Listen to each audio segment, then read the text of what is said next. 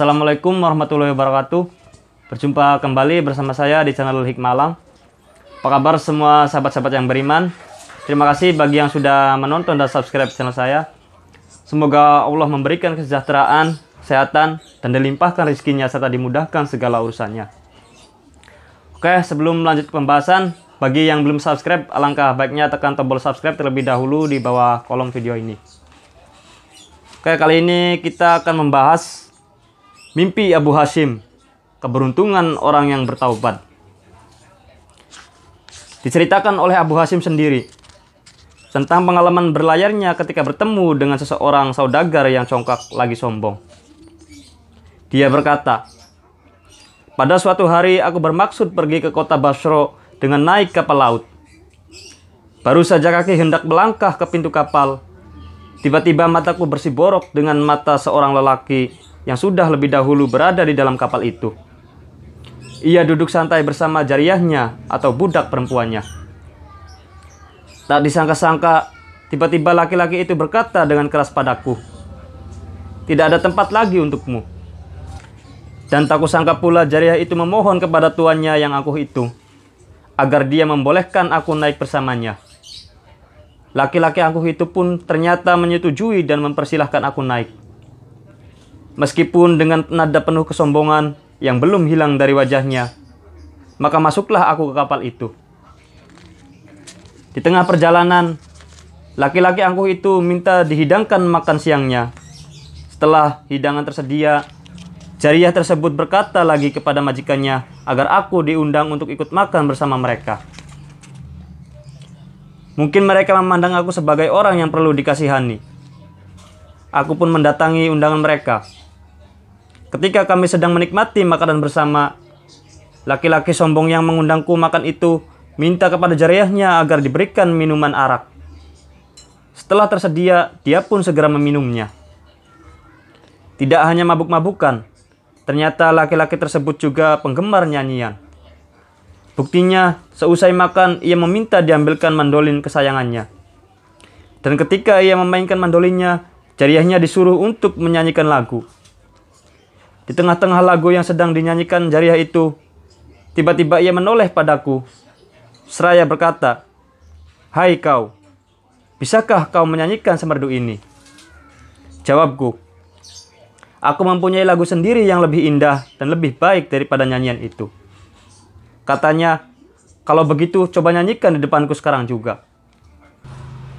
Maka segera saja aku berkata, 'Aku berlindung kepada Allah dari godaan setan yang terkutuk. Apabila matahari telah digulung, dan apabila bintang-bintang telah berjatuhan, dan apabila gunung-gunung telah dihancur leburkan.' Surat At-Takwir ayat 1-3. Sampai di sini, laki-laki itu nampak mencucurkan air mata. Perlahan-lahan kuteruskan membaca firman-firman Allah, ayat demi ayat dari surat tersebut dengan lagu yang aku kumandangkan dengan cukup merdu. Ketika sampai pada ayat, 'Dan apabila lembaran catatan amal manusia telah dibuka,' surat At-Takwir ayat 10, linangan air matanya tampak semakin deras. Serta-merta ia memanggil jariyahnya dan berkata, 'Wahai jariyahku, demi Allah, sekarang juga kau kumerdekakan.' Lalu pria itu mencampakkan botol minuman dan mandolinnya ke tengah lautan. Ia menghampiriku seraya memeluk tubuhku erat-erat. Lalu dari mulutnya meluncurkan pernyataan, 'Saudaraku.' Aku menjawabnya dengan mencuplik firman Allah yang berbunyi, 'Sesungguhnya Allah mencintai orang-orang yang bertaubat dan orang-orang yang mensucikan diri.' Surat Al-Baqarah ayat 222. Setelah bertaubat dan menjadi seorang muslim yang baik, laki-laki itu menjadi persahabatan dan persaudaraan denganku. Selang 40 tahun kemudian, ia meninggal dunia. Dan pada saat yang lain setelah kematiannya, aku bertemu dengannya lewat sebuah mimpi. Dalam mimpiku aku bertanya, 'Wahai saudaraku, di manakah tempatmu sekarang?' Jawabnya, 'Alhamdulillah, aku menempati di pertamanan surga.' Tanyaku lagi, 'Apa gerangan yang menyebabkan dirimu dapat singgah di surga?' Jawabnya, berkat peringatanmu dulu dengan membacakan surat at-takwir kepadaku, sehingga aku sadar dan bertaubat, kemudian mampu melakukan amal-amal yang soleh yang lainnya dengan baik.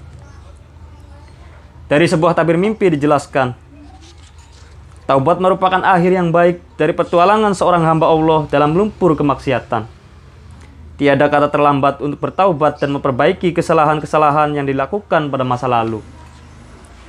Sebagaimana kisah mimpi yang dialami oleh Abu Hashim, bahwa seberapapun dosa yang dipunyai laki-laki yang kemudian menjalin persaudaraan dengannya karena bertaubat, menyesali perbuatan buruknya kemudian menggantinya dengan amalan-amalan solih selama menjalani sisa-sisa hidupnya, maka di akhirat ia mengalami keberuntungan yang diharap-harapkan oleh seluruh kaum muslimin di dunia, yakni rahmat dan kebahagiaan mendapatkan surga yang didambakan. Sehubungan dengan kisah di atas, bertaubat adalah kewajiban seluruh kaum muslimin di dunia yang telah melakukan perbuatan dosa, baik dosa-dosa kecil maupun dosa-dosa besar. Bertaubat sama dengan menyucikan diri kembali setelah berkubang dalam lumpur kemaksiatan. Dan Allah selalu membukakan pintu pengampunan bagi hambanya yang mengetuknya dengan doa-doa pertaubatan. Kecuali dosa syirik dan murtad. Sebab orang-orang musyrik menganggap ada unsur lain yang lebih hebat darinya, dan mengesampingkan Allah sebagai zat yang maha perkasa lagi maha kuasa. Padahal sebenar-benarnya Allah lah zat yang mempunyai kesuperioran di atas segala sesuatu, yang supremasinya meliputi seluruh alam, baik yang ada di langit dan di bumi, baik yang bersifat fisika maupun metafisika.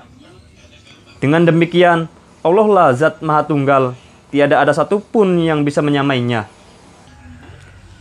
Oleh karena itulah dosa-dosa kemusyrikan tiada diampuni olehnya. Sebagaimana yang telah difirmankannya, sesungguhnya Allah tidak akan mengampuni dosa syirik, dan Dia mengampuni segala dosa yang selain dari syirik itu, bagi siapa yang dikehendakinya. Quran Surat An-Nisa ayat 48. Demikian pula, Allah tidak akan mengampuni dosa orang yang murtad, sebab status orang murtad adalah kafir. Firman Allah, dan barang siapa yang murtad di antara kamu dari agamanya, lalu dia mati dalam kekafiran, maka mereka itulah yang sia-sia amalannya di dunia dan di akhirat. Dan mereka itulah penghuni neraka, mereka kekal di dalamnya. Quran Surat Al-Baqarah ayat 217. Demikianlah, karena murtad merupakan bentuk pengkhianatan terhadap agama, dengan membutakan mata hatinya terhadap kebenaran. Adapun selayaknya yang dilakukan oleh orang-orang yang bertobat adalah, yang pertama, menyesali perbuatannya. Menyesal adalah sikap sedih atas peristiwa masa lalu yang kelam, yang telah ditinggalkan dan tak akan diulanginya lagi, meskipun dalam bentuk yang lain. Yang kedua, memantapkan hati untuk meninggalkan segala macam bentuk perbuatan yang bisa menggelincirkan dia kembali dalam lembah kemaksiatan yang pernah diperbuatnya. Yang ketiga, meyakinkan diri untuk tidak mengulangi perbuatannya tentang segala dosa yang dilakukan untuk selama-lamanya hingga akhir hayatnya karena rasa takutnya kepada Allah. Kemudian mengganti perbuatan dosa yang telah ditinggalkannya dengan aktivitas ibadah di mana saja ia berada. Yang keempat, senantiasa membaca istighfar, memohon ampunan kepada Allah atas segala dosa yang telah dilakukan, serta merendahkan diri dengan penuh ketawaduan, seperti tawadunya seorang hamba yang telah berbuat salah di hadapan sang raja. Ketika membaca istighfar, hendaknya diresapi makna yang terkandung di dalamnya. Sebab ketika permohonan ampun yang disampaikan seorang hamba kepada Tuhannya dengan serius dan sungguh-sungguh, maka pintu ampunan akan lebih mudah terbuka untuknya. Yang kelima, apabila seorang hamba meninggalkan kewajiban-kewajiban agamanya selama menjalankan kemaksiatannya, maka dia harus mengqadhonya. Seperti halnya saat dia meninggalkan sholatnya, puasanya, atau zakatnya. Pelaksanaan qadha harus disesuaikan dengan kefarduan yang ditinggalkan.